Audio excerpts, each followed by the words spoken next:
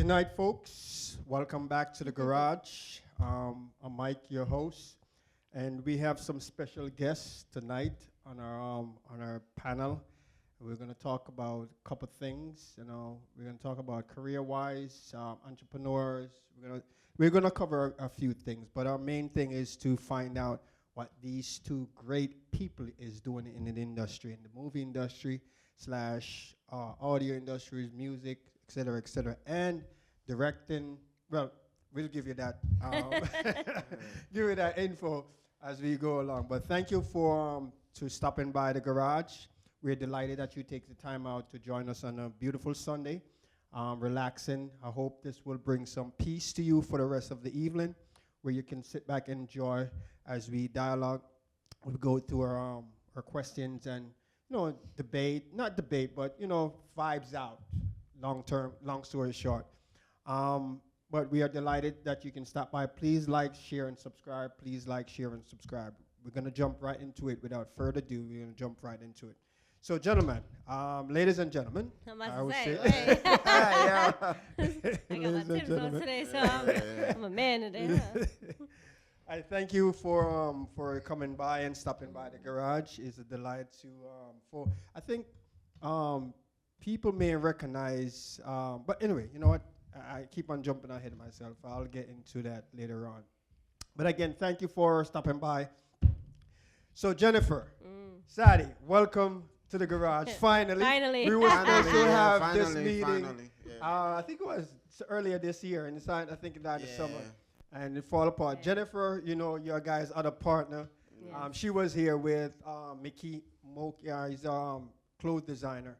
He's kind of there. He know these guys like Calvin Klein and stuff like that. He run with those guys. And the funniest thing is that he's right up the block on White Plains Road. I went to his studio one time. I didn't know it was him. And I thought, because I was trying to do some marketing, so I thought it was like an audio studio where they do recording, because it says Mookie Studios. So I went up there. When I went up there, I'm seeing handbags, jacket, clothes. I'm like, what? So I was like, oh. So I gave the lady my card still. And ironically, my partner here, is a part of the podcast too, named Mike, is a friend of his, and he invited him because we were doing the entrepreneur, actor, artist, overall. And I was like, I couldn't believe it, because he was like right up the block from us and so forth. But yeah, small world, But it is. But we're gonna jump right into a program. I thank you guys again for stopping by, and we want to say, I would say, you guys are doing some good jobs. I've seen some recent work. Congratulations on your nomination. Thank you. She had direct what's it called? Purpose? Purpose. Yeah. She had direct purpose, and it was outstanding. She got a nomination on a couple of festivals and so forth. They're growing up. I know we have famous Sadie here. For those who don't know him, he's part of. Both of them are part of the production. What I do on WTLG. If you go to the channel, you will see them also on TikTok as well, and Instagram. So once you just type in WTLG, it should come up. Is the logo? So black logo with the word and say WTLG. But if you follow them, you will see it. So, and also we're streaming on Instagram as well under WTLG, not the Garage channel. We're working on that, but for now. Again, guys, thank you for stopping by us and joining us. So I will ask, let me start off with you, Sadie. So I know you in the music industry where you sing, you write, and you also act. So tell me where this all started from. What gave you the passion to want to head into this type of field? Well, for starters with music, I've always been like a writer since they've introduced poetry to me at elementary school. I got it quickly. The teacher saw it, and I was always writing past assignments. And then when middle school came, I had a creative writing teacher who was a rapper. And she would make us break down bars, literally give us sheet of bars from rappers, and we would break down the meaning of the bars and everything, the double entendres, everything. And she could tell that I had talent, me and a few others. She would invite us to perform at Lehman College, and I'm in middle school doing this. So, you know, the love for music was always there. And then I got into acting through basically my mentor, Miss Lola Louise, who lived up the block from me on White Plains. And my niece used to take classes there, and I would drop off, you know, payments and everything and stuff. And one day she invited me to join her youth acting group. And that's when I was like pushed into acting, ballet, tap dance, everything. She made us do everything because she wanted like a triple threat to come out. So that's basically how I got into the game. Yeah. Oh. Yeah. One of the things I failed to kind of kick off the show properly is to ask you your name, state your full name, and basically, you know, what your career is all about or what you're doing. Okay, my full name is Sadi Benwala. I am from the Bronx, New York. I am an actor, rapper, singer-songwriter. Anything you name it, I do it. If it pays the bills, I'm going to do it. Yeah. Good. So, Jennifer, the same question to you. And before you go, share with us what's your name, My name is Jennifer Arjun, and I am a actor, writer, director, producer. I started as an actor actually in Suriname, and I used to do. I don't know if you guys ever heard of the Indian classical dance called Bharatanatyam. So you know the ones that they go like this, like it's like. Oh, it's located in Manhattan. I've seen those videos before. So, So when I was young, my parents put me in that dancing class. So I was on theater. I did a whole commercial about chicken noodle soup. It was hilarious when I was a kid. So my parents told me, "Hey, do you want to go to New York?" So I said, "Okay, big dreams." I came here. I said, "What in the world is this? Where is the big dreams?" But obviously, I had to work for it. But after that, I decided to do modeling, and then got into more acting, and then I got to BMCC. And I didn't meet you in BMCC in 2010, because I went to BMCC in 2010. I got into BMCC like 2016. Yeah. So you met me when I went back. Yeah. So. Oh, so you guys know each other from school From days? school, yeah. Yeah. So that's how we met, to school. So I went to BMCC, and then I took acting. Obviously, it was a lot, to pay for school at the moment. So I said, I'm going to take a moment to get out of school, and then got a job at the immigration law firm. I'm still here 12 years later at the same firm. Same level. Yeah. So I went back in 2016. I was like, you know what? I can finally pay for my school. So I took acting, theater, same as him. Then my professor, Professor Pops, he's the one who told me to sit next to him to join him to be the assistant director for Marisol. I think? Yeah, it was Marisol.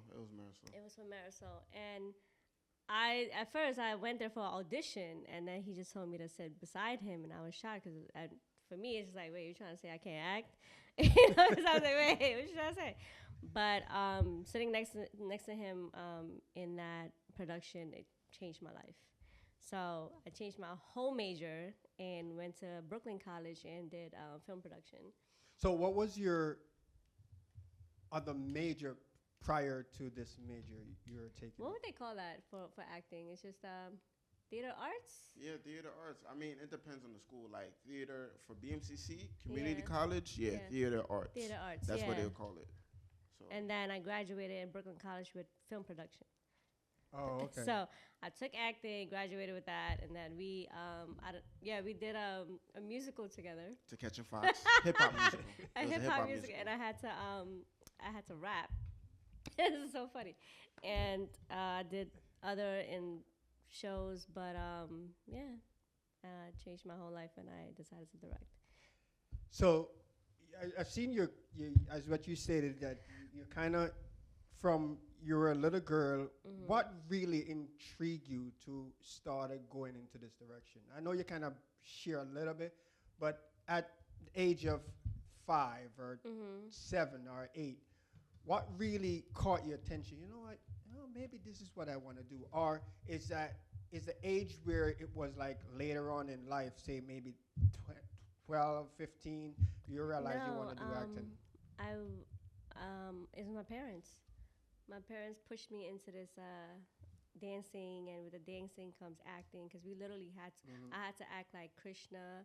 I don't know if you know the Indian gods. So I was really like also a bad actor, like not a bad actor, but like the character was a bad little Bad boy. character, right? Yeah. Yeah, he was a bad little boy, so I had to act like him. And me, I had a lot of spunk and a lot of attitude when I was a kid. So my teachers loved me, and then they always put me in the forefront, like in the front, to just, and yeah, that's what I realized, like that I really loved this, and it was theater. I started as theater. I never just started with just regular acting or film acting, whatever. But theater was always like my thing. Yeah. So, Sadi, I've seen you, and I was there, where you had released this new project, his new project called, what was it called? In God's Hands. In God's Hands. Yeah. I have seen it, I watched it, and it was moving. So, I mean, tell me a little bit about that project you had work on. I mean, what the struggles was the fight you have gone through pertaining to, getting the actors. I think the struggle, the that. fight. Oh God, where do I start?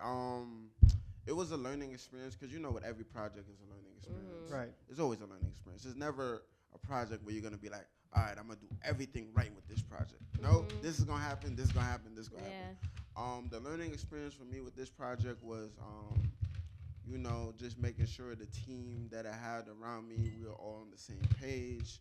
There were certain people that I started with in the beginning that I'm no longer with at all, because, everybody wants to be Beyonce. Nobody want to be Kelly or Michelle. And don't sleep on Kelly. Exactly. And exactly. And that's the issue. And you need that for a team. And so I had situations like that. I had to let go of one of my leads, who's also a partner too. So professionally, personally, I had to let go of him. Then we had to reschedule every single time based off the same person. So we didn't even shoot in the same time frame that we wanted to shoot. So we were shooting in a colder climate than this. So it was just a whole bunch of stuff. One of my actors almost fainted. It was just what like, in the world? yeah, it was a lot. It was a lot. Shout out to the actors, man. I really appreciate them and their patience and what they, them giving me their time and everything. But we was able to get through it, push through it. But we was able to push through it. It's a life learning lesson. That's all I can say. So the question is, going through all of this stuff, and I know you guys love this as your passion for now, at least. So how would you say right now at this present time, do you find it, because you guys are not doing it full time. You still have a full-time job. You still have a full-time job. So how do you cope right now? Because this is like your main passion. So at what point you think you're going to continue this dual citizenship, meaning you're working for someone and then trying to act at the same time? You think that's going to prolong, or you are pretty much setting yourself up that when you reach to the level where you don't depend on jobs, or like, I would say working for someone, you kind of trying to set the stage for you guys to head into that direction? Is that something, I mean, what is the forte for that? A lot of people, it's very easy to say, well, I manage it, whatever. But to be very honest, it's overwhelming. And the reason why I say that is because, yes, it's great that you have a job. However, when you get home from your 9 to 5, you just want to chill. You just want to rest your head. You just want to sleep. I'm tired. Leave me alone. Don't talk to me. I don't want to do anything. And I found this quote recently. Well, like, not really a quote, but like I saw something on social media where, as a writer, you open up your laptop, right? You just look at the screen, and you close it right back down. I mean, that is you as a writer. And it's okay. Why would you look on the laptop and then close it? Because your motivation is not there at the moment. As much as you want to push yourself to write, like I have a deadline.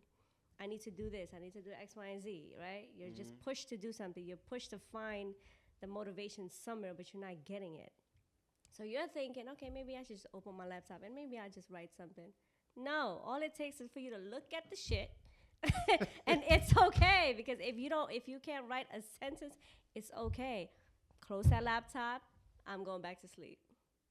And that is the life of a writer because not every time you're going to be motivated. You know, not every Right. time you're going to have that passion of like, oh my God, I have an idea. It doesn't happen like that. Once in a while, you get very lucky. For me, I remember last year, December, I wrote 3 features back to back. Back to back. That's a lot of time. Facts. Yes. And that one feature I finished in 3 days.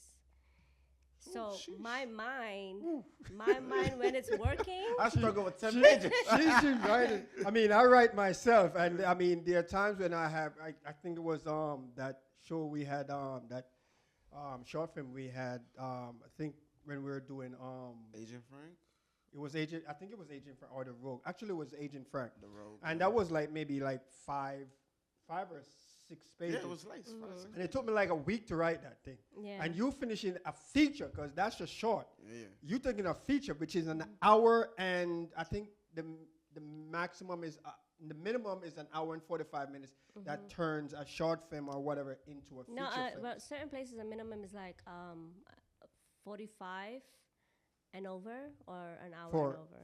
for For the feature. for the feature, right? Yeah, yeah. And I even gave him a mini feature to read, y'all, and he still haven't read it. But you know, it's cool. Yo, listen, she act like I'm not going The to life read. as actors, You right? know, like I'm gonna read. But that doesn't mean that I had that motivation throughout the whole year. Right? It just happened to have in December where like I was just going through a lot. Last year was just full of it. I was going through a lot, like losing people and like a lot personal Yeah, so things yeah, going yeah. on. Yeah. So in December, I had that drive, and I took my laptop and I just started going ape shit. Ape shit. I said ape shit. Ape shit. And yeah, that's where it came from. Until now, I'm still working on the 2 because I'm constantly changing something.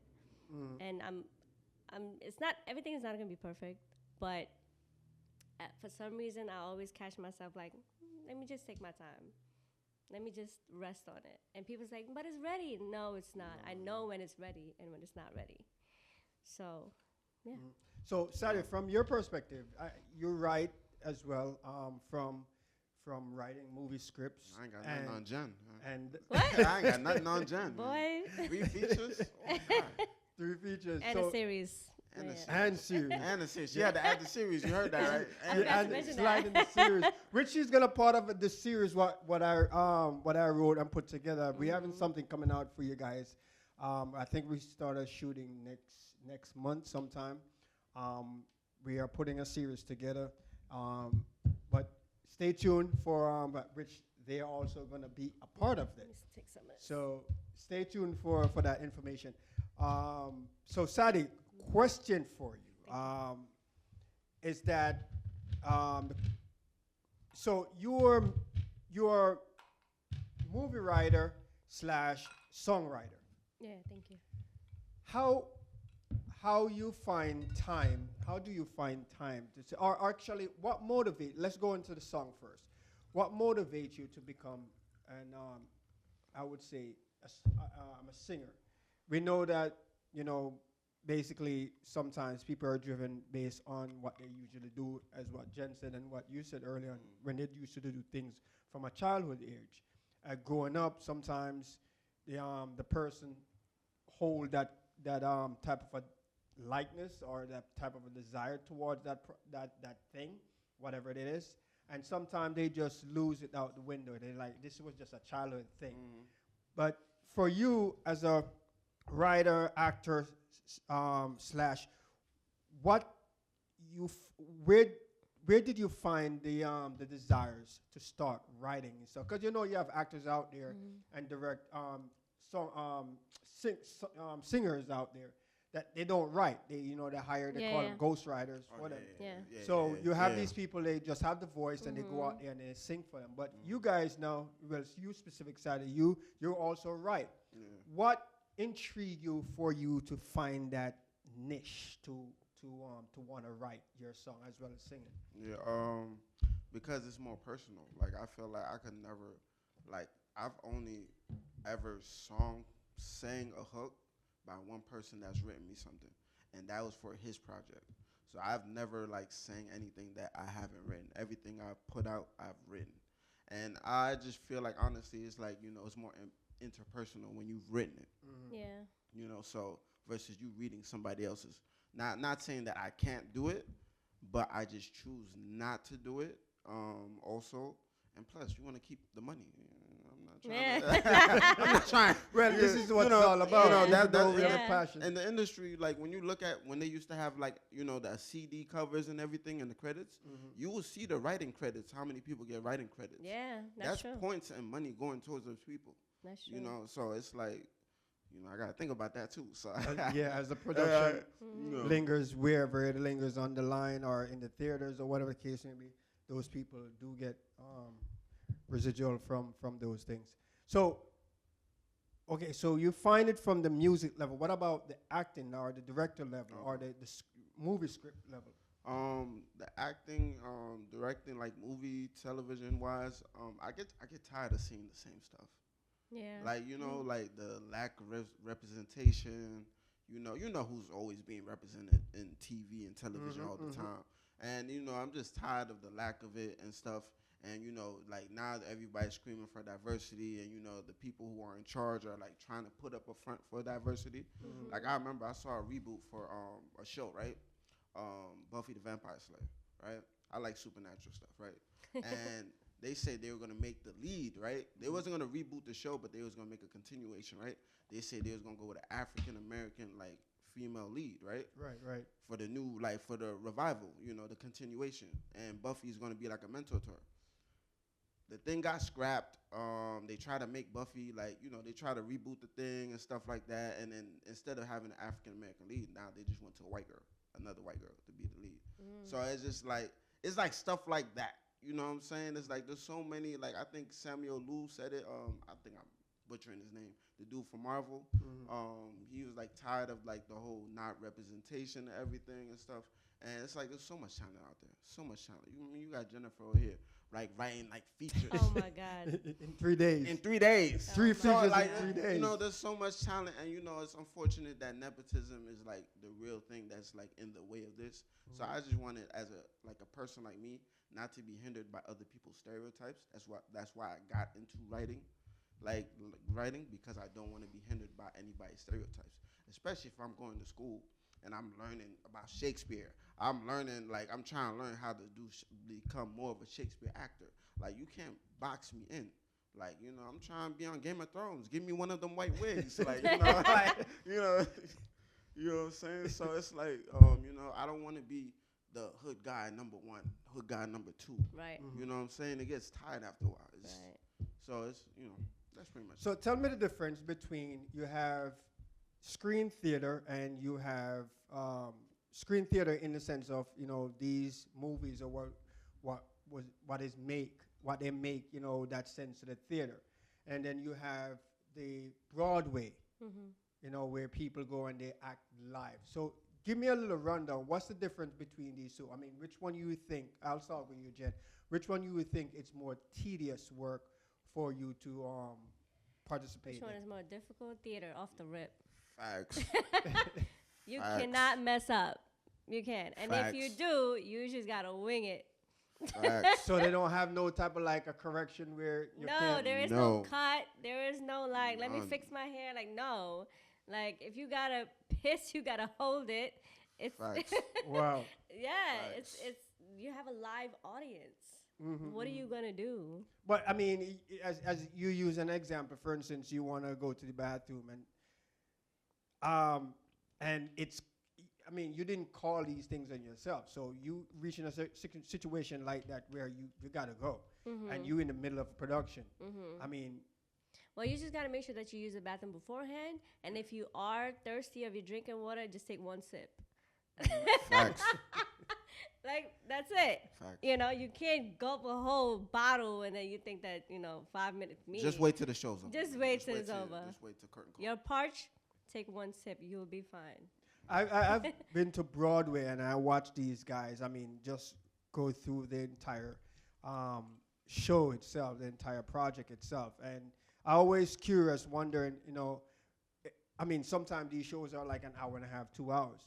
So, and then you know, I know they do get breaks because sometimes when they switch scenes, you know, they have curtain will close and stuff like that. So I'm thinking that they're using those times. But most of the shows what I've seen on Broadway, it's like the curtain closed and within like a minute or so it's open back up and you just things are in place already. So I'm like, they don't really have no time to go and They don't. do Because yeah. as soon take as these it breaks, closes, you got to reset. run back and get ready for the next scene. Yeah, Right, pretty much. right. Yeah. Yeah, pretty much. I like to interject. So, No, go ahead. you know, I've done some off Broadway and off Broadway, and one day hopefully Broadway. So my experiences with backstage, it'd be hectic, man. Like, you know, so I can only imagine on Broadway level how, like, okay, now you gotta run, change. There's been moments I had to crawl to the other side because, like, there's only one way to the other side. Like, let's say my entrance is on the other side of the stage, and I have to change over on the other side. The scene is over, the curtains closed, the curtains are not closed, the scene is going on. I have to find my way to the other side to go change. So I have to crawl, make sure nobody sees me. And then running, change, boom. There's been moments where, even performance-wise, where like in theater, where you have to keep going. I've had moments where I'm acting with somebody on stage and they'll skip a whole section, and I would know exactly what section they're on to keep it going. There's been moments where I did that one time, and the actress I was with, she knew exactly what section I was in, and she, you know, you really have to be on it like that. Yeah. Like, you know, film, you know, the director can yell cut, you know, readjust, Reset, you right. know, there's no audience, there's no liveness, there's no, you know, improv. You know, you have to be really good at improv. Right. You really have to be good at improv to be on the stage. So it's like you really have to be on your toes, and like whatever happens, you know.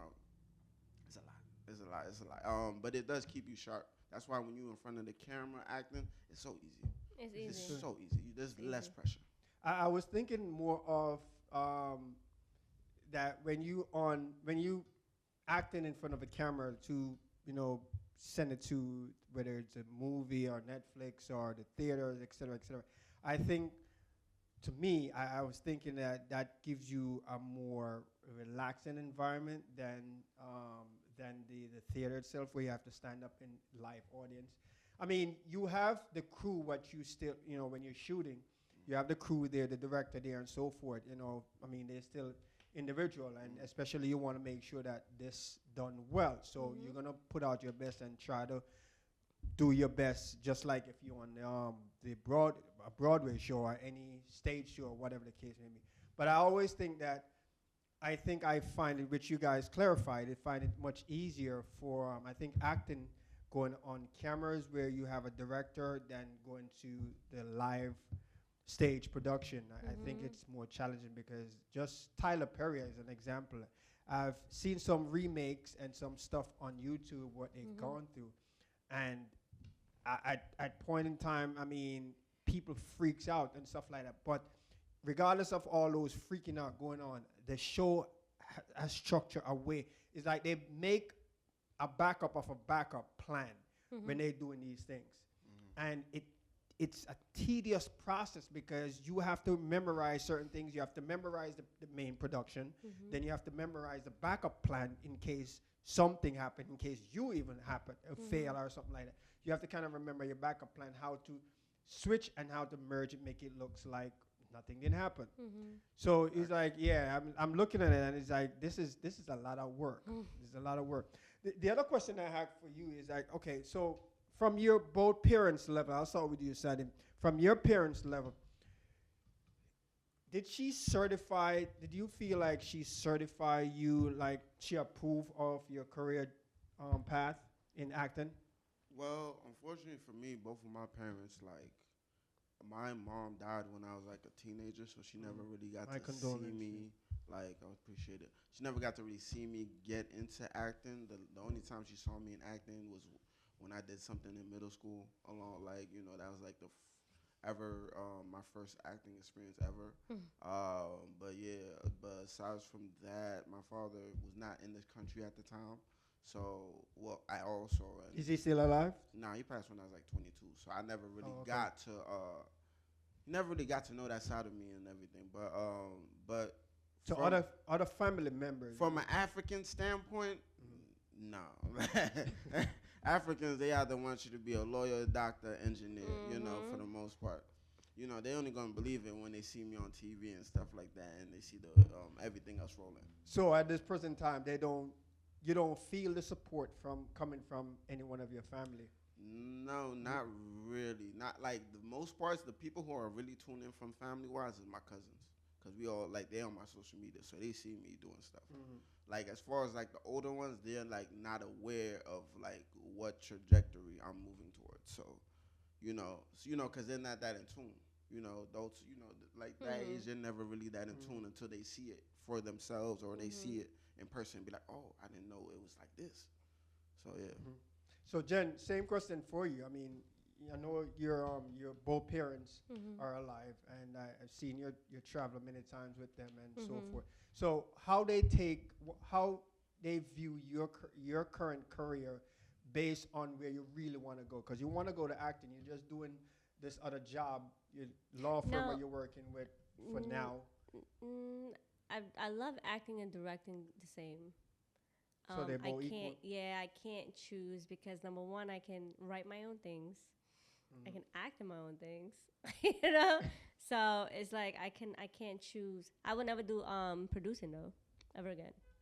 Why? It's a lot of headache. It's a lot of money. It's a lot of money. It's a lot of headache. It's a lot of like. It's a lot of money. If I remember, for a purpose, I written it, I directed it, I produced it. I did the casting for it. I did the the set design in the Airbnb. I did the clothing. Like it's just like. So you were just jack of all. You're a wardrobe artist. Listen. I was going crazy.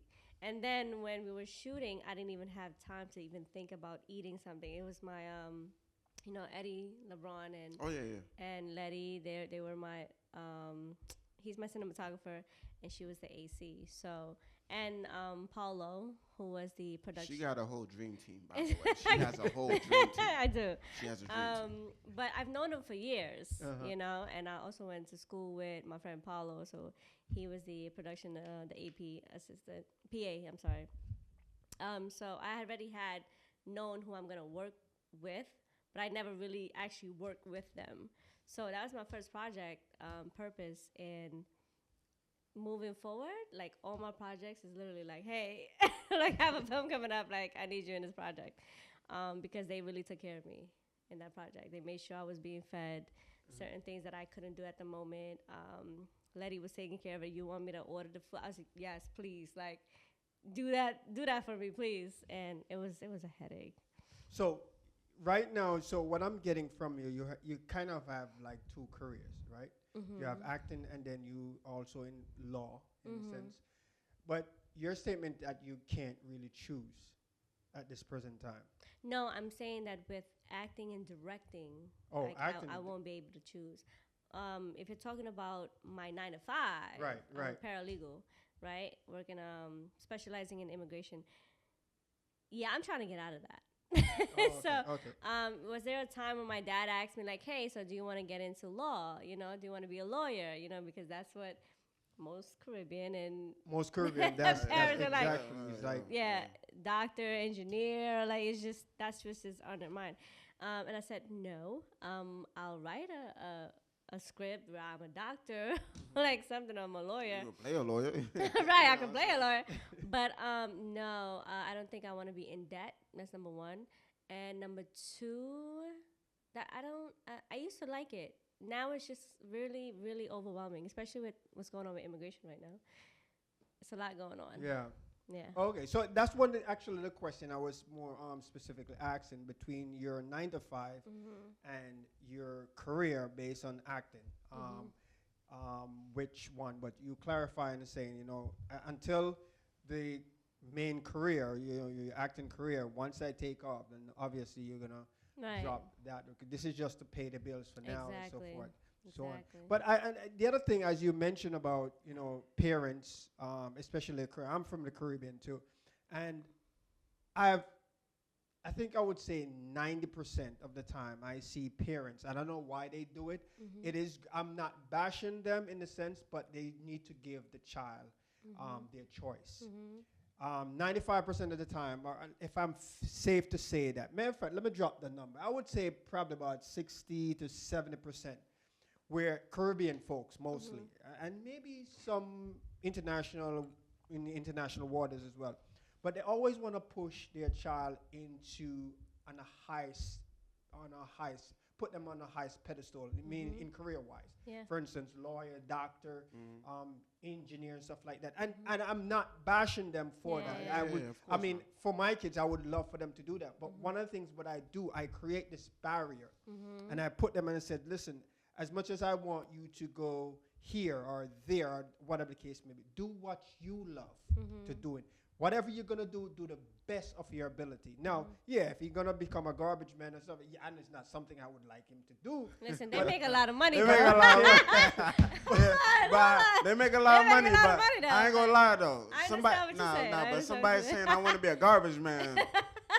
It's like, all right, I need to introduce you to more stuff. Right, but there are some children who watch the garbage truck, the garbage man, right? Just ride by, and they're like, I want to be a garbage man. Have you ever seen that video? Nah, it was like this little white boy, and then so cute. And then every time the garbage man comes around, he's like always waving at them, like.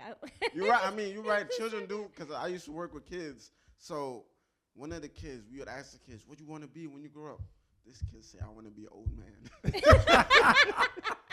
It was the funniest thing ever. I've never heard that one. That was a good. That's a new one. I'm like, wait a couple years, it's gonna happen. But clarify people. So when I use the term garbage man, I'm not using it to undermine the career itself. That just come out at the point. But you have fast food workers. You have people who mop the floor in buildings, clean the buildings. You have these people in the hotel that would consider to society low grade or under whatever you call it jobs.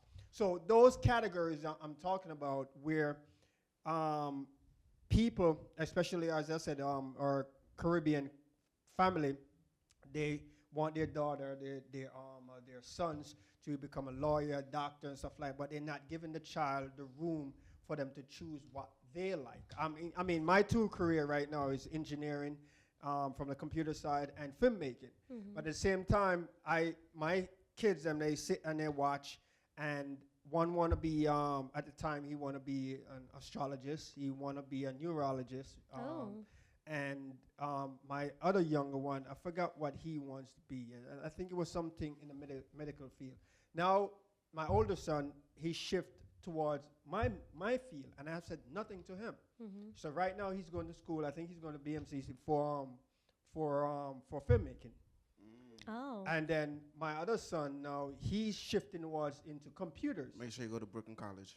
Yes, please. Brooklyn College. Make sure he goes to Brooklyn College. Yeah. Sure. The film festival. I'm not gonna lie to you. I went to Brooklyn College for filmmaking. The film festival that I went to for her thing. Yeah. The free food they gave. So you talking about free food? That's nah. But you gotta understand though. I'm thinking he's coming with some different career ideas. I'm about to get into that. I'm about to break it down. But I just wanted to, the quality. You can tell when the school has a real funding. You get what I'm saying? Like the better the funding the school has, the higher chance the child can network and stuff like that. And the fact that Brooklyn College has a partnership with Steiner Studios and stuff like that. He has access to internship.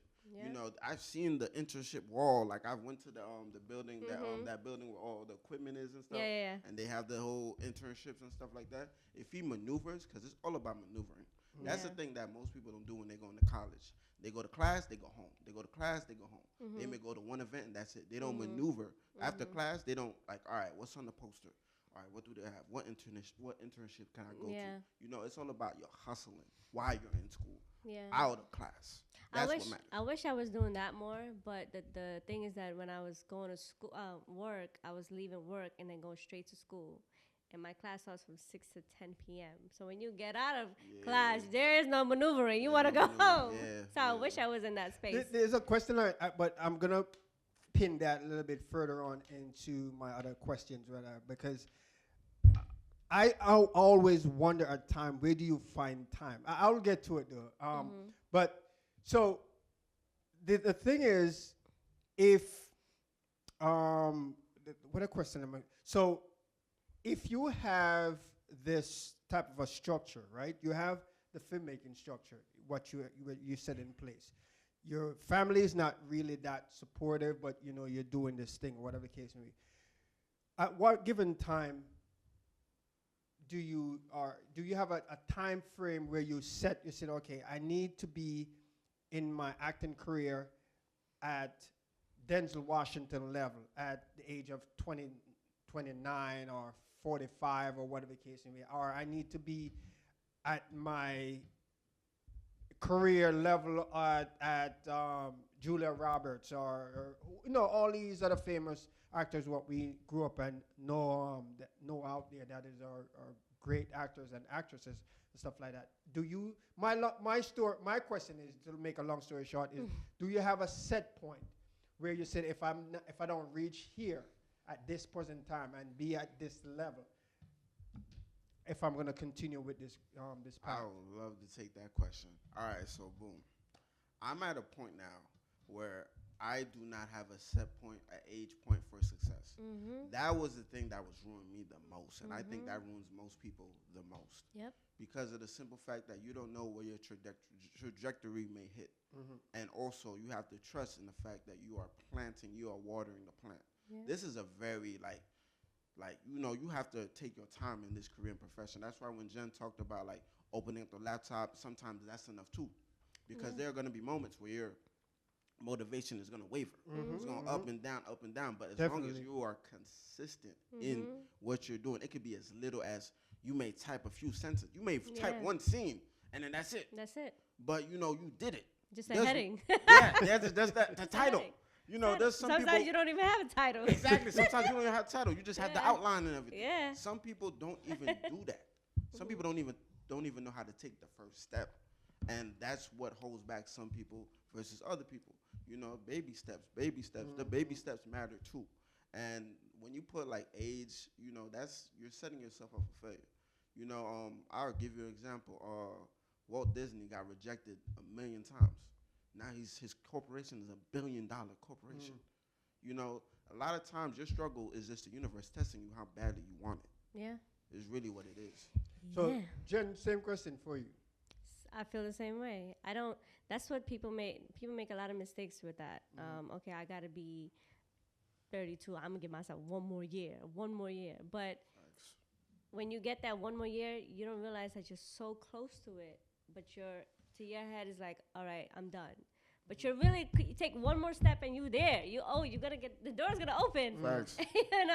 But you can't just give up like that. There's a lot of actors who made it above 50, 60, and it's like you can't compare yourself to what society is, social media and all this. I agree. And one more thing too, I feel like being successful at a much more older age is better than at a younger age, because you're much more susceptible at a younger age to certain stuff. When you're older, more mature, you will see the BS off rip. Yeah. And in this profession we have, there's a lot of BS. There's a lot of people that's not really genuine. It's a lot of gatekeeping. Gatekeeping. A lot of gatekeeping. A lot of gatekeeping. Oh So my God. when you're older, you're more mature enough to peep game.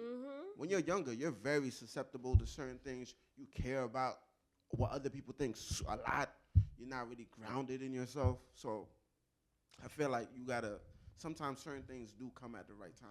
For the audience, you guys just share about gatekeeping. What that stands for, or what does it mean? It means It means if you ain't related, if you ain't a friend, you're not getting in. You know what I'm saying? Oh, okay. yeah, and it's like, for example, I went to this event, and my boyfriend who had gotten me in the event, right?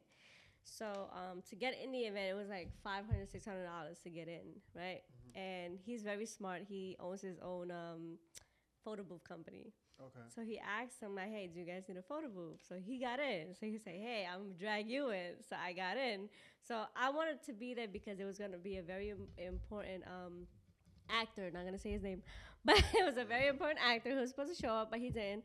But that's the reason why I wanted to go, because I wrote a script specifically for him. Wow. And he said to me, he said, hey, I have 2 extra tickets.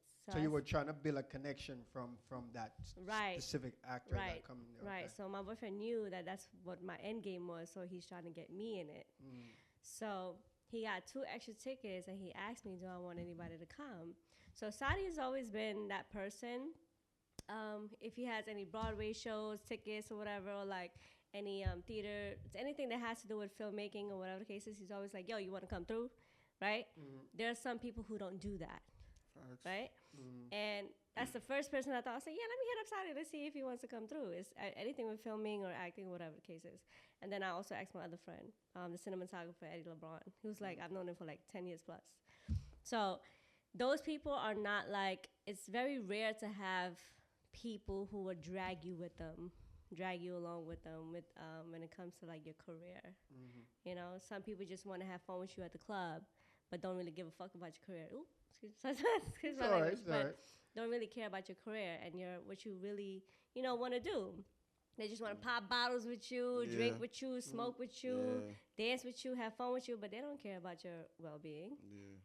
What you really want to do in life. So my standpoint right now is just like the people that I have around me is like, no, I'm cutting you off. I'm cutting you off. I'm cutting you off. I'm cutting you off. I'm good. I'm good. I'm good. I want to add to your to the gatekeeping question. So there's like two perspectives I can understand about gatekeeping, and I don't understand about gatekeeping. And I'm gonna use an example of like not gatekeeping, but sort of nepotism in a way, because it kind of deals with things. I'm not gonna say the actor's name, but there's an actor. I'm not gonna say the actor's name in case I end up working with him. He's still super talented actor. I'm gonna just give an example. All right, I'll give you an example. This person, is in every movie now. Young. Got the look, everything. Okay, I found out who was that. Yeah. Young, good-looking young man, right? And, he has the talent. It's one thing to have nepotism, and gatekeeping in your pocket when you have the talent, But the thing is, their parent is a member of the SAG union. And that SAG union there itself. And not only just that, is just your parent is a member of the union. So your parent knows people in the industry. Right. Would you have them same opportunities if your parent was not in the union? No. More likely exactly. no. Yeah. Exactly. So it's like, it's just, stuff like that could be an issue and stuff like that. That's why gatekeeping is so hard to climb over, because if you don't know anybody, you're not friends with anybody, you're just going to be like, oh, but if this such and such, oh, that's the son of this, oh, that's that dad's daughter. Oh, yeah, of course. Bring them along. Yeah, of course. Such and such could join this project. Yeah. Even if you don't come with the intention of it, because your last name, oh, that's such and such's last name. I want to be cool with that person because of who their parent is. You get what I'm saying? And and then the flip side of gatekeeping, what I see is, what I understand, I'm sure we've all put people on opportunities to certain things and they fumbled it. Yeah. I could give you give you an example right now. I put 2 friends onto a job. One of them is still working at that job 10 months now. 10 months going on a year. It's to the point that the manager gave him a key to open up the store. The other friend, he only lasted like a month or 2, tops. And there was issues, like between him and the manager. So it's like, even when you want to like put people on, you got to be selective about who you put on, because they represent you, and they could mess your whole ish up if they don't like have the etiquette or the appreciation, because people don't appreciate what's given to them, for the most part. But yeah, that's right. So hold on. There's another thing about gatekeeping. We have a lot to say. Jealousy is the biggest. Facts. I mean, that's right across the board in any career, in any line. Even just sitting here, you could be even just sitting here and people just jealous of you just being here. So that is right across the board. I can see that wherever. The thing what's her name? Diana Ross' daughter and other artists does it too. It's rare, but they have done Mike, something. like I'm naming names. Right, you naming names here. I'm not naming no names. Why I'm even saying that is because it's something strictly positive where they climb the ladder over that barrier. So, for instance, she not denounced her mother, which is Diana Ross' daughter. Forgot her name. She's Tracy. Right. So she denounced where she using her mom's name as leverage to climb up her career. What she did, she said, I want to build this on my own. And so they are, but it's kind of difficult for her in sense, even though that's the level where she was going. And reason why I say it's kind of difficult is, so for instance, she go, and a lot of people probably know her in the film industry already that, okay, this is Diana Ross' daughter. Automatically, they're going to give her privilege. But in her mind now, she's like, you know what? I'm going there as an actor. I'm going there as a singer. I want to be recognized based on my gift, not who I know.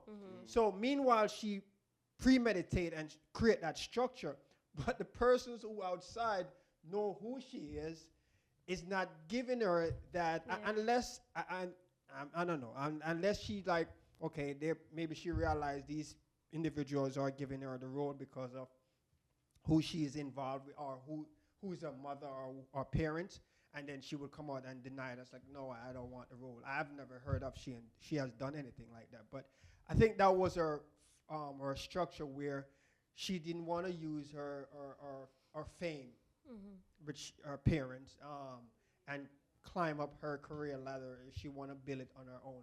There are other actors out there. I think Denzel started off also in that career. Forrest Whitaker. I mean, you could go down the line. They start off in that path, and eventually they reach over this hoop or this bump or whatever. But there are people out there that that gatekeeper thing that can be challenging, especially for us black folks. It can be challenging for us to strive and to make it on our own without any assistance. I'll give you another example, right? It's not really gatekeeping, but it's like why it's good to know people, right? So there's an actor that I know. He was in a TV show with Martin Scorsese's daughter, and she invited him to an event, right? And there's press, media, of course, press, a bunch of PR people there, right? They were giving him a hard time to like get in, and one PR dude, like interviewer dude for a big article, like brushed him off one time, a black man. So a black man brushed off another black man. It was crazy. Until he saw Martin Scorsese's daughter pull up, and like they shook hands. The interviewer dude, the energy changed. All of a sudden, they wanted to know his name. They was being nice to him and all types of stuff. So it's like it's crazy. It's just crazy. This industry is. That's why it's like once you see that, you just like, all right, I'm gonna clock in, I'm gonna clock out. Yeah, it's really how it is. It's like the gate is really a hard hurdle to hop over. I think that's in the it's right across the board. Whatever career we choose, it's right across the board. You have people where the manager, the director, of some high department, the boss in HR and stuff like that. So I think it's right across the board where you will find these things, these gatekeeping all over the place within every career. Quick for you, Jennifer. You have mentioned something what I wanted. I'm gonna come back to it now. So have you got any project or receiving a project that requires you to travel? Yes. Out of the country? Yes. What was that like? I declined it. Why? I had to. You had declined. I had to decline it. It was a big project. It was a big project. And no, so I'm gonna expose you. I was because sad. I was crying. I was like, WTF.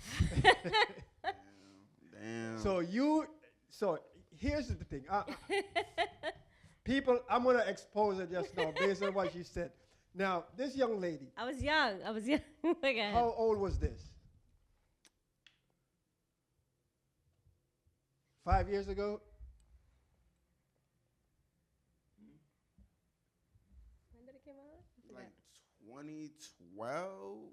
Like Avatar came out 2012. Damn, bro. I was my like, bad. damn. Uh-oh. She's getting exposed.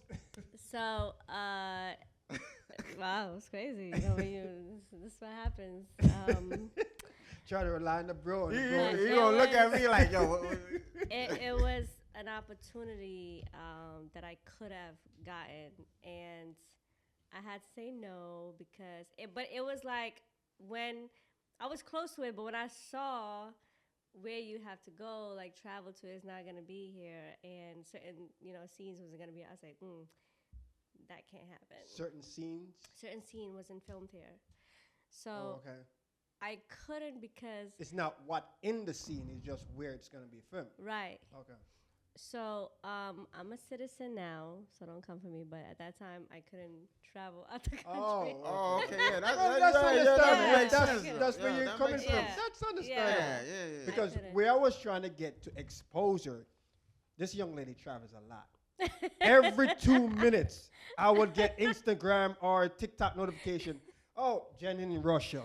Oh, Jen in England. Oh, Dubai, Jamaica, That was nice. Paris, Rome. I mean, this lady's Paris. all over the place. It's Yeah. to the point Facts. that if you plan on traveling, just hit up Jen about like how much money you can spend. Like what's. Oh, by the way, I'm a official travel agent now.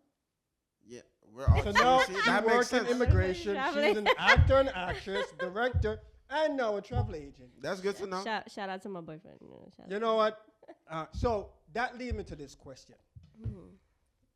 And I kind of put this in place to ask this question. Now, so with all that traveling you're doing, you have your career is taking off little by little and so forth. You're in a relationship. Where do you find this time to spend with your significant? How does work? I mean, Very good question. You got 99 jobs. yeah, you got 99 jobs, 99 careers. I think when you find a person who goes above and beyond for you and always try to come see you and chill with you, it don't matter what you do. It's like, hey, what you doing? I'm coming. I'm coming to see you. I've never had the issue with him where like, you don't come see me often, or when am I gonna see you? Like, we've never had that issue because I always see him. So even like traveling wise, yes, I travel, but he travels way more than me. So yeah, so okay. his business, Match made in heaven. his photo booth business, like he's always having it in different states, so especially in LA, so he comes back and forth a lot of times. So, but yes, you go like the weekend or like certain days without the week, but even so, he's still gonna come home. He's still gonna come see me. Like nothing stops him from coming to see me. Nothing. What's his name? Huh? What's his name? Damn. You want the whole name? You want the No, address? you don't have to give me a full government. Just his first name. His name is Dominic. Dominic. But he's known by Damo. This is for you. I'm going to invite you to the show. Yes. I like what I'm hearing as an entrepreneur. I would like to invite you in the show. I'm going to set it up with her so that we can have this the show, because I heard good news about you, especially from the entrepreneur side. And we want the public to know that this can be done. We young folks here, younger folks out there. We young folks. We young folks here. Listen, Nah, I'm yeah, young yeah. as- Say that with your chest. Yeah, nah, don't backtrack. I like that. We young folks. Yeah, we young folks. we young folks here. Would like to know how these things get done. I mean, we had a few shows, I think 1 or 2 shows about entrepreneur. So this is something what I want to continue pushing, because I want also to motivate society, especially a younger generation. All they think about is social media and all type of friggery nonsense they're trying to do. We are trying to educate you guys to find some type of ambition, to go out there, to be your boss, to be creative, to be things. Well, I mean, it can be anything, but venture in things where, you're not relying on how to say it. You're relying on your creativity. You're not relying on or just want to work for someone a 9 to 5. Working for someone 9 to 5 is great, but at the same time, you want to have that structure where you can build, teach, and help others to grow as well. So, Don, we'll set that up for you. But so that is great. I mean, as what Sad said, match made in heaven. You guys, because she travels a lot. I mean, as I said, it's like every 2 minutes, poop. Oh, like France, Brazil. I'm like, so prior to that, I guess that are major opportunities. Have you run into anything like that to any requirement for you to act and require for you to leave the country? Since now we are good. No, however, you know, I'm a female. You know, y'all know I'm a female. In the industry, you know, born female. In the industry. Damn shots. No, it's not shots. I'm just saying, like, you know, whatever. Like somebody was spreading something, right? So she clarifying this. I'm female, you know. You know, just making sure. Sometimes within this industry, when you find people who are like maybe like another director, you know, you want to work with, and they're just seeing your talent, right? And they're like, "Oh, you're a female." Like, "Oh, you're beautiful." Or like, I literally was just talking about this like yesterday, where I had somebody, I made connections with somebody, and he was working on a film, and he was like, "Oh, I would love your work to work with you and what that." But he was a little bit flirtatious. And yes, it was a great opportunity, but no, because now it's just like becoming weird, and you expect me to, you know, I don't like that. So for me, it's like, F you, I'm out. But a lot of women would have taken that opportunity, but. And that, you know, the funniest thing is like you actually visit my head, because that was another question. And I've known this for sure because there was an incident I know about, aware of, that you were participating, and I think you did share the story with me, but I also had known the information. This was a way back then, where there was this individual who was trying to get you on a project, but his intention was more of a romantic level. He was trying to use this as a foundation to get to you romantically, and you stood your ground. You're like, no, listen, I want you to put me in the project or accept me for my skills, not my beauty, and so forth. So one of the things, what happened, you shut down the project. You kind of extract yourself from it. How is it? I mean, you kind of mentioned early on, not too long ago, that, you know, this project was presented kind of the same scenario. Do you go through that a lot in sense of people are trying to bring you on projects and their motive are different? I mean, they have sexual motives, put it out. Yeah, I hate, a lot of people hate being typecasted. So, especially with me, it's more like, oh, she looks exotic. Oh, she would be so great for a sexual scene. So I don't know if y'all see, every time when I do like a scene or acting scene, it's always dramatic. I'm always like yelling, or like I'm crying, or like, you know, I'm never like being tried to sexual, because I don't want you to have that idea of me. I don't. I will create those ideas in my own, right? When I've written my own story, on my own script, on my own film, on my own series, like, I will do that myself. But having somebody do that for me, like, I get it, like why certain women do it, but I don't know. I just have this, I don't know. I feel like my mom and my dad were just slapping my back of my head. They see me in a Hollywood film. I mean, yeah. And I'm naked like Halle Berry. And I'm just like, I can't do it. And I'm not that comfortable either. You're essentially selling yourself because, you know, because on the flip side, like, I don't get it as much, but there are some older women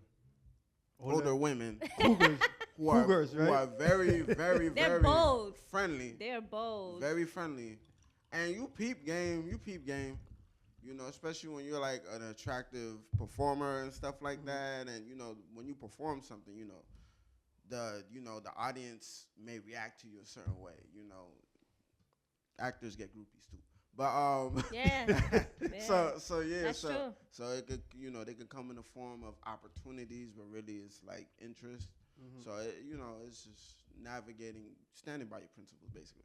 I think the female side of it, the actresses side of it, they get it more. Yeah, pressured. they get it. Oh yeah, they get it. They get it more pressured than the male. I mean, you have some male that goes to, as what you said, you know, and some attractive that would still go men that. You know, you have a female director who like his body, like how he looks and stuff like that, and then want to play that game of going, using the acting skill as a tool or as a leverage, you know, to get with them personally and stuff like that. But do you see?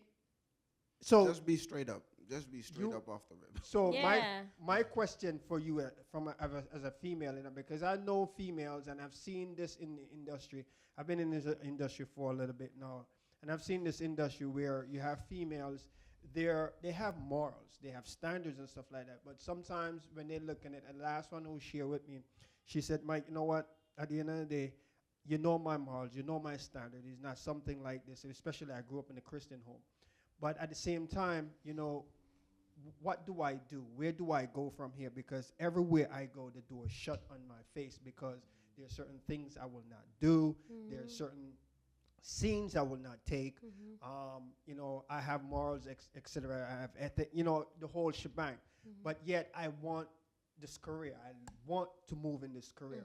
Where do I go from here? I mean, it is a really tough question to say because I'm not going to say that and say, well, stand for your morals, which I would say stand for your morals. But and individuals who is in that line of work, and this is where they are trying to push their career. This is their life, their bread, their butter, and this is where they are going to be for the rest of their life.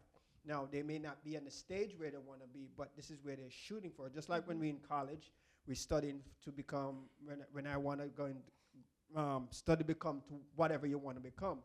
And when you come out in the industry, like for my career, I started working as a desktop technician. Eventually, over time, I get some more certification. And then eventually, over time, I build up the ladder until I become an engineer. So in that sense, but at the same time, can I last on this desktop support? Can I last as this mediocre actor or actress? I need to elevate my financial. I need to elevate my game. I need to get up there so I can start to feel financially structured.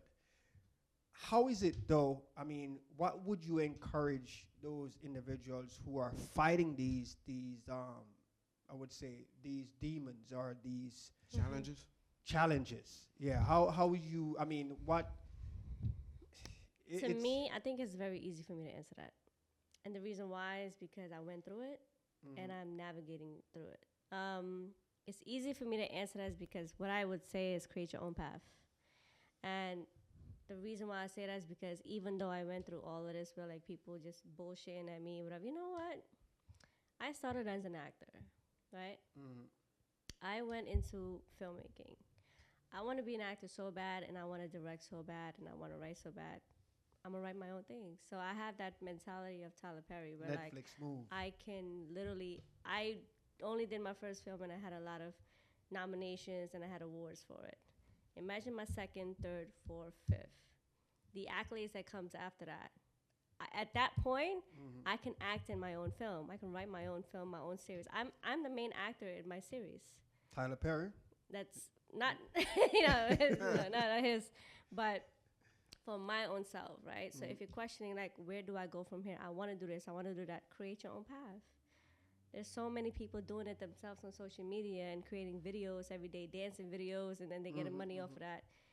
Do something. Find something that will work for you. Not everything's going to work for you, but just find something that will.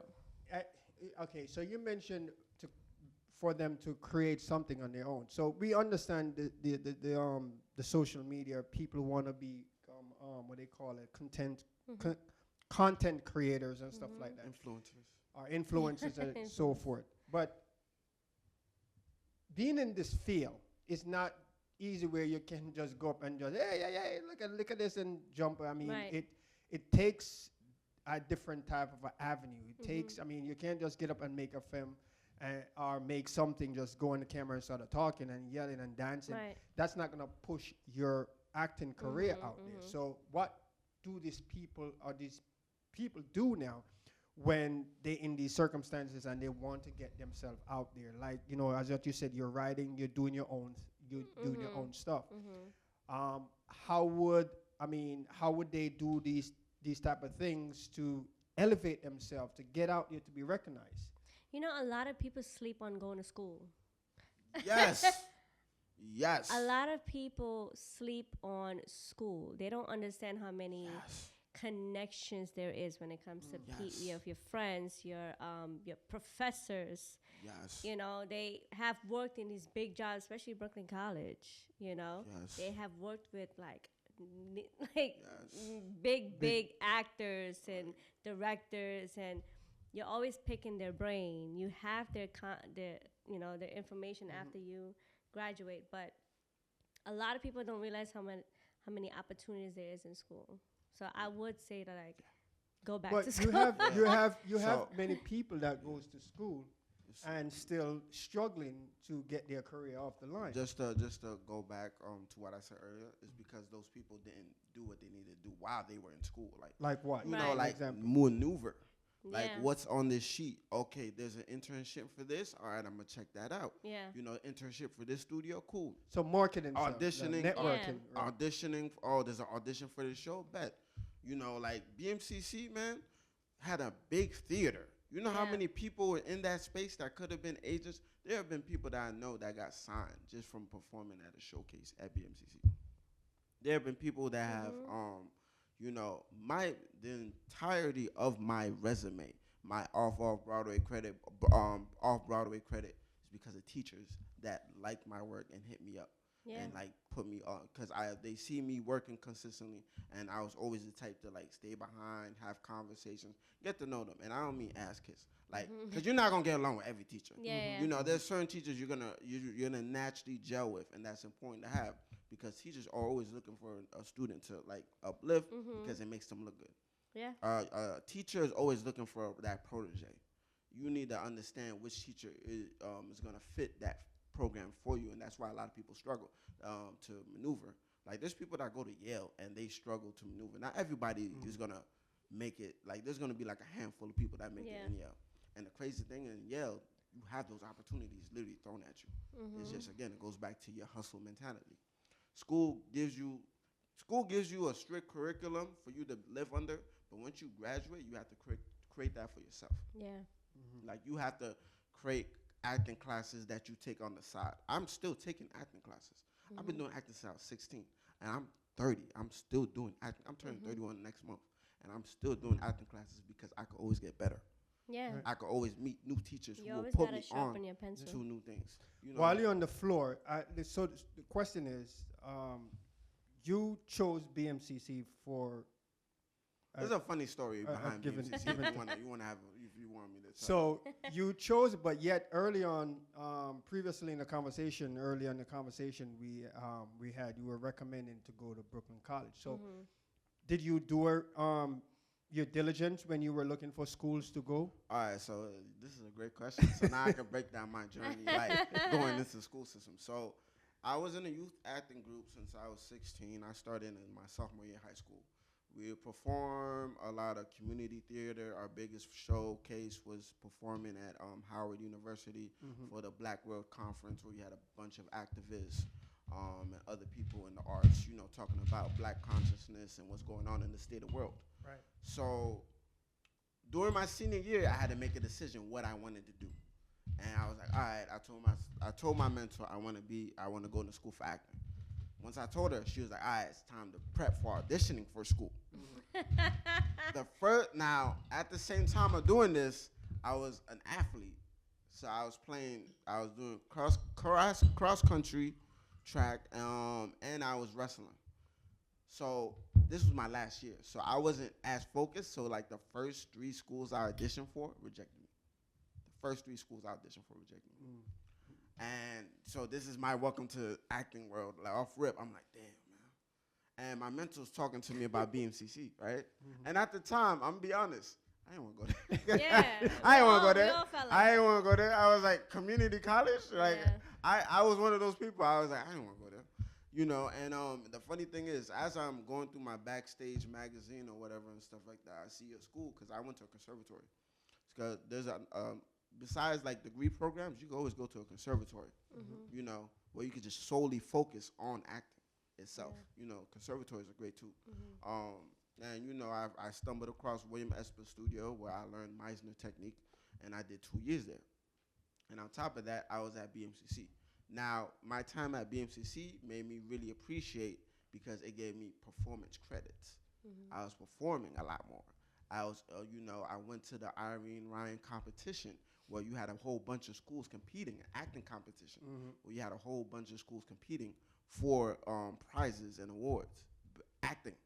And you got to see the levels to acting, and there's levels to this. That's why I say you gotta always go to class. You can never master acting. You just never. It's impossible. It's So Jen, your question, same to you. You know, you guys were promoted in Brooklyn College, but yet you guys wind up at BNCC. Why? I mean, I'm assuming that she graduated from Brooklyn College, so. So wait, So, which one is what? Which one you went to first? BMCC. Right. So Because BMCC is the associates, and then Brooklyn College they is give you the full bachelor's. bachelor's. Like I was going for I would have went for my bachelor's, but COVID happened, everything. You know, like COVID set me back more than I intended to, and I plan on going for my bachelor's. But at the same time, I'm still hustling and taking classes. But correct me if I'm wrong. You can get your bachelor's from BMCC too, right? No. No, just your associate. Just your associate? Yeah. Most colleges, and even community college, they give you a dual where if you want, based on your financial. Oh, shout out to the COVID graduates. That was me. COVID grad. Facts. I graduated on a laptop. Yeah, that couldn't be Oh, me. yeah. I remember you Yeah. had posted. Okay, yeah. That couldn't be me. I'm telling you that. So, for the audience out there and for those who may listen live or for pre-recording later on, what I know you're pushing Brooklyn College and so forth, but is that the only? Well, this is for New York, right? So we're in New York, so more likely that's a college. But you think Brooklyn College is the college to go to for the type of career what you guys are in? For filmmaking, yeah. Filmmaking, but also specifically. acting because they have the BFA. Yeah, they have the BFA They have program. the They have a BFA program 3-year, for acting. well, depending on your degree. Like Yeah. if you have associate, then then that BFA program, acting program, will be 3 years. If you already have your associate. So if I go to Brooklyn and I get accepted, I'm only doing 3 years. What is Brooklyn College curriculum structure? What is the strength of their curriculum? I mean, there's other schools There's there's definitely other other schools I'll mention, but go ahead, you could just. No, there's other curriculums, but I didn't put my. But what is their strength? Because I think I know of someone who went to Brooklyn, but I never really. I mean, a few people I know have gone to Brooklyn College, but none in acting. A lot So of that's what kind of threw me off. wannabe lawyers went to Brooklyn College. A lot of wannabe lawyers went to Brooklyn College. Okay. A lot. But my gist of it is, I'm trying to think. listen, whatever school accept you, audition for I'm it. trying to think. After Like, that. you know, go for the NYUs, the Juilliards, the Yales, Carnegie Mellon, what else? Brooklyn College. But you don't have to go to the most expensive school to get the work that you need. Yeah, you Like, don't, but if you are able don't. to get If you're accepted able and get a to. full ride, Scholarship, yeah. scholarship, a full ride, you know, acceptance, Yeah. go for it. Yeah. Like I went to a film festival, literally, like I forgot what it's called, Latino Film Festival, and predominantly NYU students, and the equipment they had access to, like some of the films they had kids in it. I'm like, what type of budget is this? Yeah. So one of them, they went to China to film their film. Wow. So I can only imagine like getting the funds, how easier it is when you have a certain school backing you, and Yeah. you're smart enough to use that. Yeah. So like if you're able to get it, like don't be like scared to audition because you're like, oh damn, I'm gonna owe a lot of debt.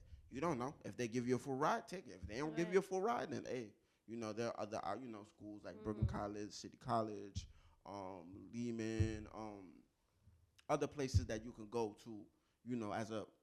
Well, other Lehman, option. I know Lehman because that's the college I went to, so I know their strength of what their curriculum is all about. But you kind of throw me off when you use Brooklyn College because I usually hear Brooklyn College for either law or medical field. Medical, definitely medical, yeah. Medical field. So those are the things I usually hear Brooklyn College when anytime it comes up. But you know, But hold on, but I don't want to discredit BMCC though. Yeah, we're not discrediting discrediting BMCC. No, because Yeah, we we're came not- from there yeah. too. Yeah, we But, came from there.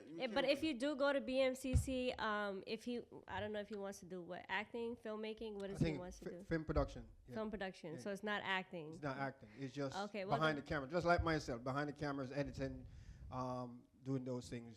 All right, then. The film production team in director, BMCC is really good, actually. Yeah, it's really good. Like, yeah.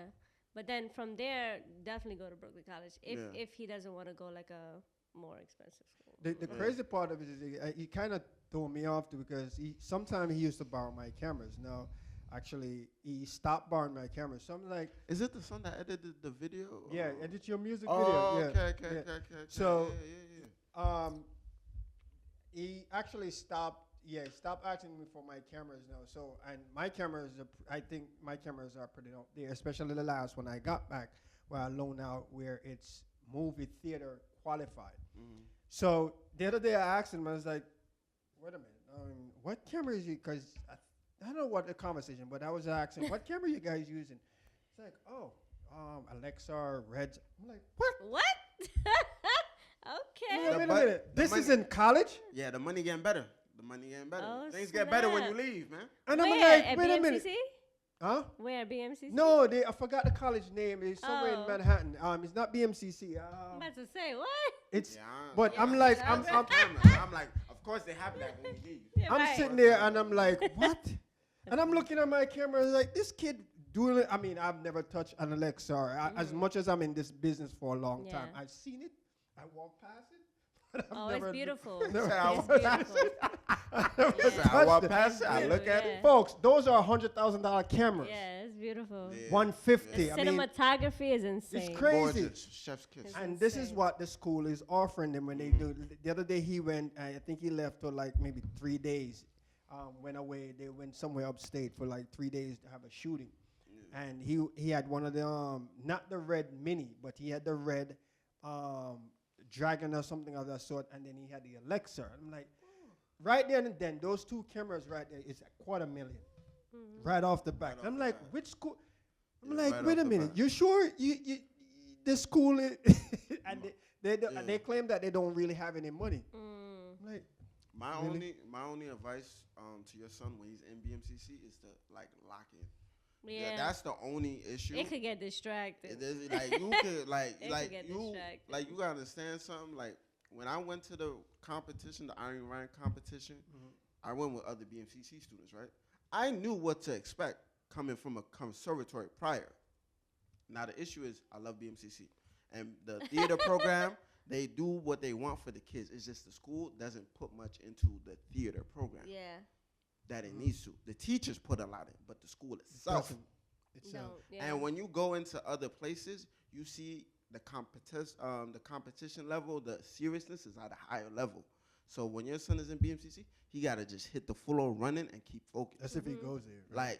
Like if he goes there, you just gotta lock in and just stay focused. There's kids that I met at BMCC went on tour with 4 Broadway shows, cause they locked in their time there. You can make it no matter anywhere. It's just your focus level and how if you dedicated. start here, you go everywhere. Exactly. Is that what That's the motto. Start here, go anywhere. Literally, Go BMCC anywhere. motto. Anywhere, everywhere. I forgot what it was. I tell you. Well, folks, it's been real. It's been real.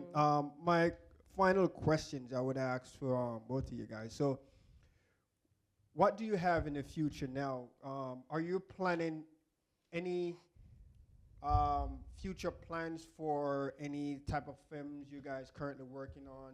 Any major or medium or small you guys are working on right now? Yeah, take the floor.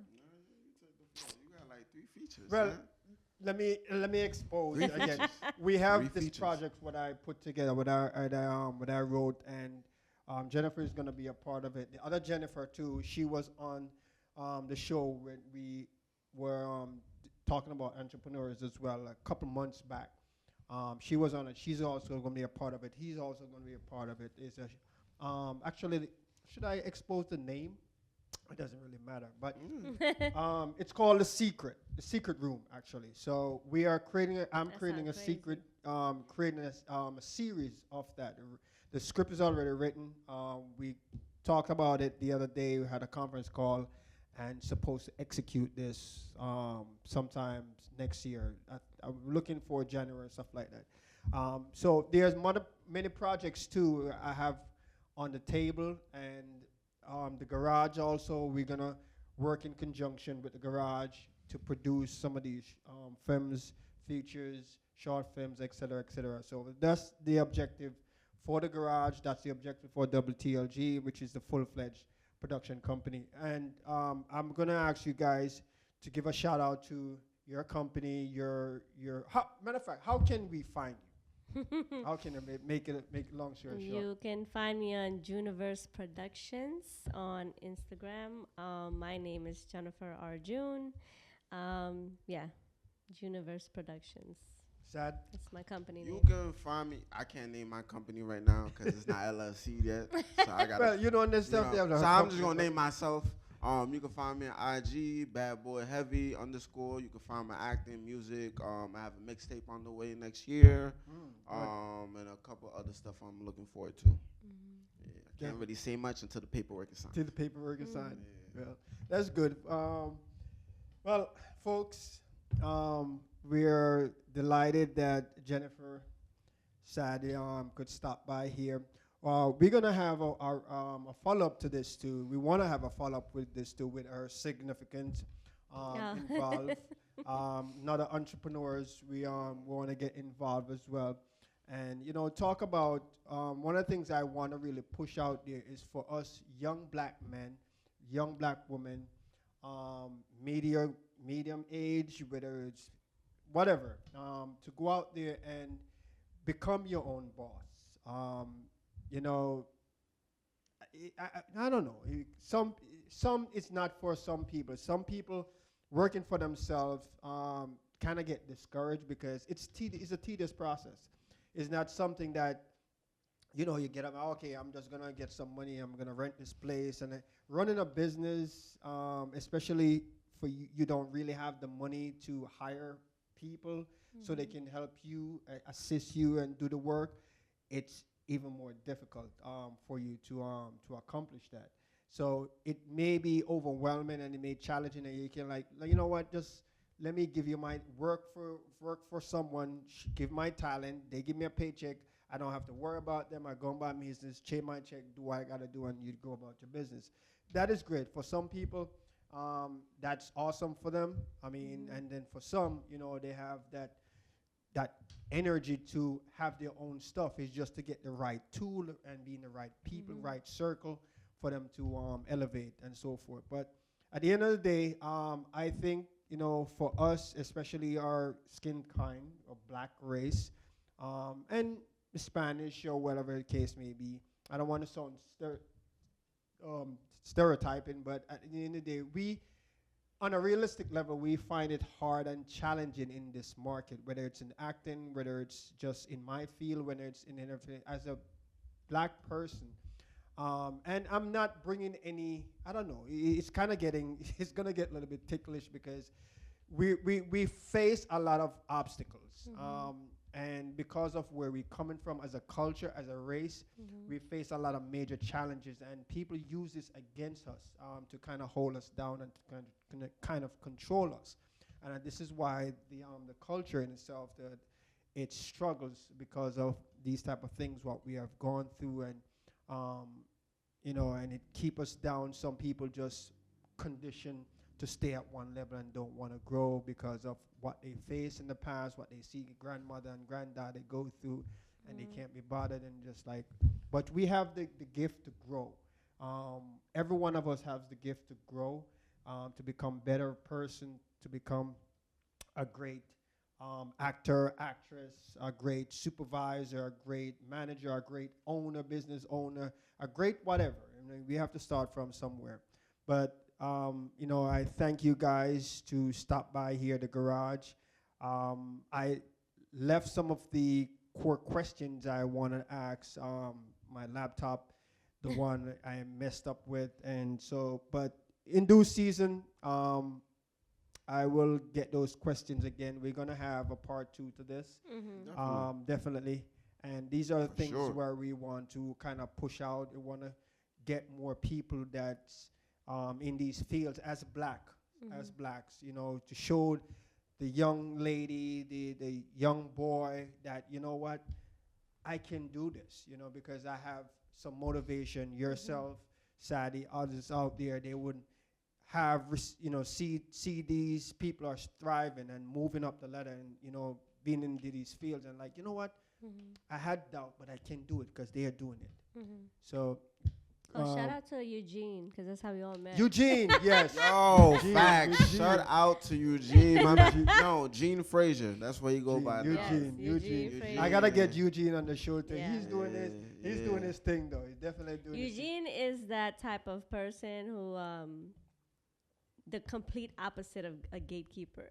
Oh yeah, facts. Complete opposite. Facts. He puts Like, you on the. he puts you on for everything. Like, hey, do you want to come here? Hey, we have this. Hey, are you interested in it? Like, yeah. Yeah, He I like that his type of personality. person, yeah. I mean, the first time when there was I think it was the with Jennifer, My Love, when Jennifer, the other Jennifer, not this Jennifer, the other Jennifer, where she killed her ex-boyfriend. Eugene was the boyfriend to that. Oh, snap. Yeah, he was the boyfriend. Remember also with, the Path with you. Remember? Yeah, that's how we met. Yeah, that's how. It was Eugene who actually. It was Eugene who hit because me up. one of the the actress actually was supposed to show up, and she called me and like, oh, I can't make it anymore. I'm just like, we have like 1 hour to go and shoot, and you calling me now saying you can't make it, and it's like it was. I'm like, so I'm there like, oh my goodness. I talked to Eugene. I'm there complaining. Eugene say, let me make this phone call. And sure enough, Jennifer also in the Bronx and close by. At the time, I think I shot it my dad's house. So it was down like 161st area. And then she wasn't too far from it. And she was right there on Money, which I have it, I think I uploaded on TikTok under my channel now. Yeah, on the TikTok. Snap. If you go on TikTok, you will see it because I just created that account about, a couple weeks, month ago or something like that. I had this project. I went to Jamaica to participate in the Reggae Fest. And they hired this other company would hire me, and I went down there and I post the video on TikTok, and it was just getting a lot of views. So I was like, oh snap.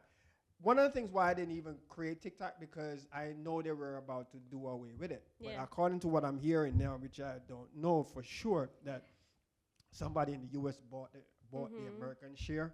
Oh, I don't know. It didn't come in the news, so I'm like, somebody was telling me this. I'm like, that's nonsense. No, Trump is just, because he put this thing off so many times. And my problem is that they claim that this was national security issue. Okay, so it's national security issue, but yet Trump and his cronies came in and they postponed this thing for 3 times. So the longer you postpone it, isn't the fact that they still gathering information? I mean, if this, I'm like, you guys are full of whatever. But it's a different story. But again, guys, thank you viewers for stopping by. Actually, I have one more question for you. So, you have shared with us that you get this great opportunity way back to go on a big production. Are you planning, any one of you guys take turns, are you planning to write something, not just for the local level? I mean, if you get, it's probably going to require money, a good amount of money, but are you anytime planning to write something that would probably future-wise go into the theaters? My series. Your series? Where you're planning to push it, Netflix, or I have not seen any series in the theaters. I mean, I don't. Oh, in theaters, I think it's an. Oh yeah. Maybe one of my features might end up. might. So you're not writing for it to go there, but you're just hoping that it might end up. But yeah. It will end up. Yeah. It will end up. It will. My bad. It will. It will. It will. But my series is definitely what I'm more excited about because it's also being shot in my country. So. And where's that? Suriname. Oh, okay. So it's gonna be shot here, and it's gonna be shot in Suriname. Oh, that's great. That's great. Yeah. So there you go. She's traveling again. Facts. See what I'm telling you? Facts. Sad years. The most I could say is anything that I'm gonna do. All right, so I can say this. For the most part, I'm planning to shoot a music video back. way too close. I got close there. I'm planning to shoot a music video back home in the Congo. So Nice. yeah, I'm going back. Isn't that song what you wrote? Yeah, this is that song. I'm Yo, shooting. man, you know, long I want to shoot that music video for that thing. I'm going to Africa though. I gotta shoot it back I don't home. know, man. That's dope. If you sponsoring the plane fare, I'll jump on the boat. Listen, Yeah, I'll make plane- sure you got a roof ticket- over your head. Yo, you that get there. plane ticket costs bread. that It depends on when you buy the flight. Yeah. Honestly, like you gotta buy it like months in advance. Yeah. You can't buy no flight to Africa next month. That's a lot of money. When you plan to go over there and shoot it? Summertime. Summertime, yeah. Yeah, I mean, hopefully. I mean, I would love to be a part of that thing, man. I mean, just to visit Africa in itself. But that's great. That's great. That's good. Well, folks, thank you for stopping by. Here, we had a great show tonight. Two famous individuals came on the show to grace us with their presence and to share what they are going through and their skills and encourage us how to keep on growing, to keep hope alive. And I would ask you guys for your final thought based on what you would encourage for someone who want to come into your career or just overall, but mostly specifically who want to come into your career, what you would say to them, what you would encourage them to do. I would just say this was my old motto: hard work beats talent. That was my old motto. Still is a little bit. Comparison is the thief of joy. Move at your own pace. Move at your own pace. I will give you a story to why I say comparison is No, the it thief gotta of be joy. in the second episode too. Yeah. All right, because it was a good story, but all right, never mind. But yeah, comparison is the thief of joy. Don't compare yourself to people on social media. Keep it pushing. Focus on what you need to do and make it happen. Even if it's baby steps, do something. If you're not doing nothing, then that's on you. Sometimes you have to hold yourself accountable too for where you want to be in life. Definitely. Oh yeah, and mentally for anyone who works in the artistic world, it's okay not to be okay. Yeah. For thought. Well, folks, happy that you take the time out to join us on this Sunday evening one more time to hear us as we ask these questions and they share their thoughts, their professional skills, and what they are going through, what they are facing in the past, and what they are facing in the present time, and how to circumvent certain things and what to do in life in itself when it comes to these type of a path and career.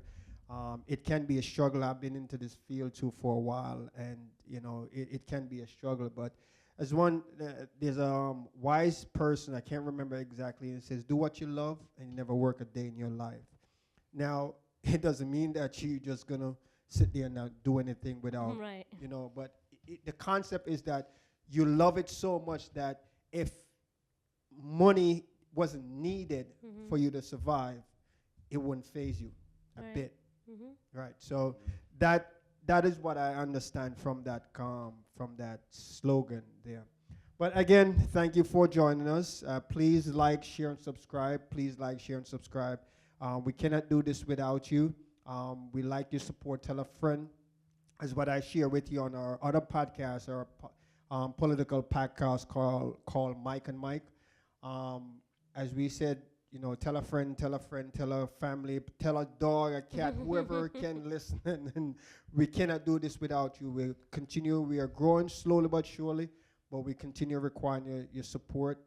Also, again, as I share with you, once we start making any type of a funds, is my promise to you as subscribers and viewers that we will return back to you, because you're the ones who allow us and support us to reach to the level where we start to gaining funds, whether it's from YouTube or it's from sponsors and stuff like that. We will return back to our community. And one of my main goal is to help others out there who in need of help. Like Jamaica is an example where Melissa Ripapart would like this show to reach to the level where we can fund, not everything, but we can do something, at least if we can take care of one person. It's a business we are doing, but at the same time, this business is helping out others. We are doing it to help others, to share, to spread the love, to spread the love, what God has given to us, the benefit what God has given to us, and what He has shared with us, what He has give to us, literally, so forth. So we thank you for your support. Please continue to support us, and until next time, same place. Well, it's Tuesday. Tuesday we will do our other recording. But there's a couple shows we are trying to bring to Forte. But stay tuned for those information, and we will keep you posted on those. Again, no more long breath-winding statements. Thank you, and see you again very soon. Until then, peace out. Bye. Peace.